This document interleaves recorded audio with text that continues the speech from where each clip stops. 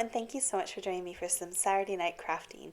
Tonight's crafting is all about recycling, reusing, reducing our waste, and putting it into card making. For tonight's card making, I thought we would reuse bubble wrap. It's something that comes in envelopes. If you're shopping on Amazon for Christmas, you might have some bubble wrap inside your envelopes. You might have some bubble wrap inside your packaging for any items you're ordering. And it's a really fun thing to use in card making. So we're going to use a scrap bit of bubble wrap for our focal point to create a background image today. Now I'm using Distress Oxides as my ink today, but you can use whatever you've got in your stash, whatever you've got to hand, and it should work just fine. I've also got a brayer. The brayer is really nice for kind of getting a blend of color, but if you don't have a brayer, you can just go direct from the ink pad onto the bubble wrap.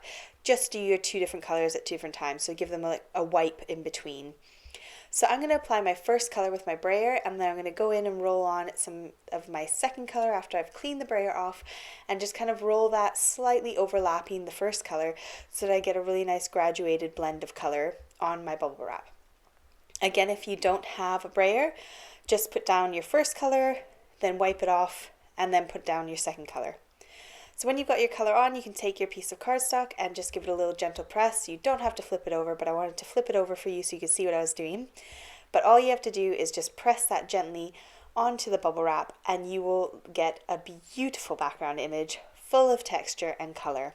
So you can see here, absolutely stunning, and it's a really nice symmetrical pattern as well, which is quite fun. Now I'm using this die set here from scrapbook.com. Any sort of outline die will do. So I'm going to use an outline die. If you don't have that, but you've got some die cuts, or you've got some images somewhere, you can use those. Or if you don't have die cuts, you could use a stamp, an outline stamp, and just stamp that in black ink as well, and you could get the same effect. Very easy to do. You can still carry on with the rest of this card making process. So I'm going to die cut this out twice, and I've just taken some double-sided tape and stuck that on the back of my black cardstock, so that I've now got my intricate die cuts nice and sticky. So my panels here are measured to fit my die cut, so I just measured my die cut and cut the panels to be about the same size as the die cut, or so that the die cut will fit nicely inside. So if you're using a stamped image and black ink, do the same thing, just kind of measure your stamped image and then cut your panels to sort of fit that. And I have a 1/8 of an inch on the edges around behind with the black cardstock panel behind my white panel.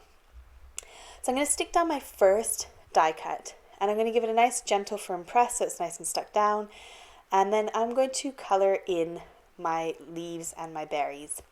You can do this again with your stamped image. You are just going to do the exact same thing. You're just going to paint inside. You could heat emboss if you wanted to keep your black lines nice and black.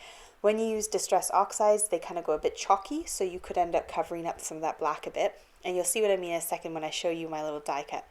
So I'm going to grab a little jar of water, and I'm going to get my paintbrush just damp. I don't want it wet and drenched. I just want it damp so that I can pick up that color.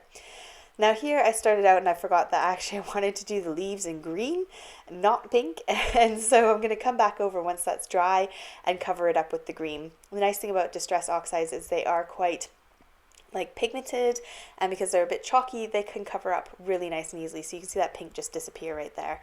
And again, it's covering up the ink underneath as well and giving it a nice solid kind of look, which when you use regular distress inks and regular dye inks, you will see through the inking that you've done, so it's a bit translucent, whereas with the Distress Oxides, it's a lot more chalky and solid.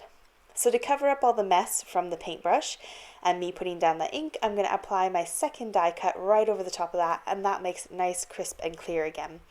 Now if you're using a stamped image, you could just stamp in embossing ink, clear embossing ink, and then that way you can kind of wipe it down if you've got any mess over the edges. So that's our little base panel made out of our recycling material. Really quick and easy to do, does not take long at all. It really only took me a few minutes to put together this little panel.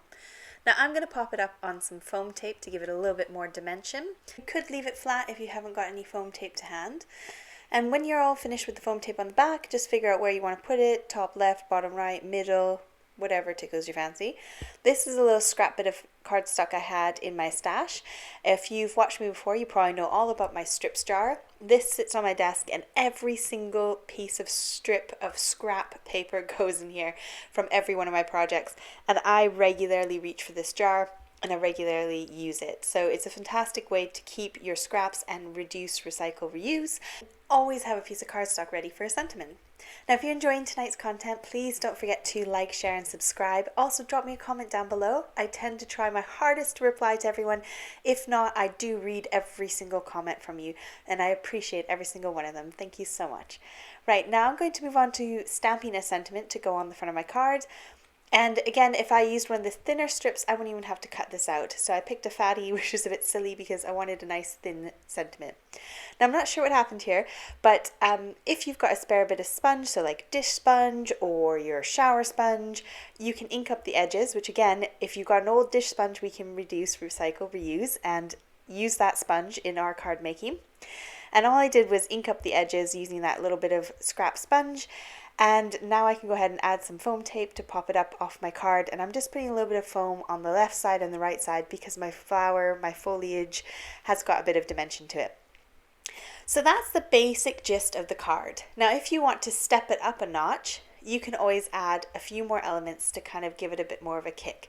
So here's some other ones that I did in two different other colors. So I've got a blue and a green, and then I've got a purple and a pink on the left.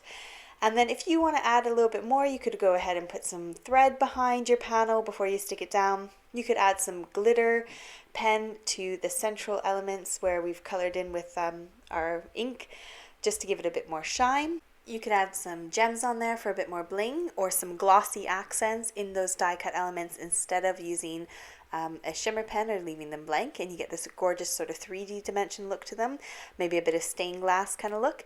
So there's lots of different ways that you could then kind of step up your card making with these little panels and add a bit more dimension and character to them. So I hope you enjoyed tonight's tutorial. I hope you had a lot of fun with me, and I would love it if you gave this a go. If you want to share any of your makes with me, you can do so on my Facebook group. I have the link down in the description box below, or you can tag me on Instagram. That link is down there as well. But I'd love to see it if you had a go at making this and what die cut you used, what colors you used, if you used the giant bubble wrap, whether you have like tiny bubble wrap and how it looked. But yeah, tag me in anything you like and I will have a look at it. Thank you so much for joining me today. I hope you had fun. Have a great weekend and I will see you next week. Take care. Bye.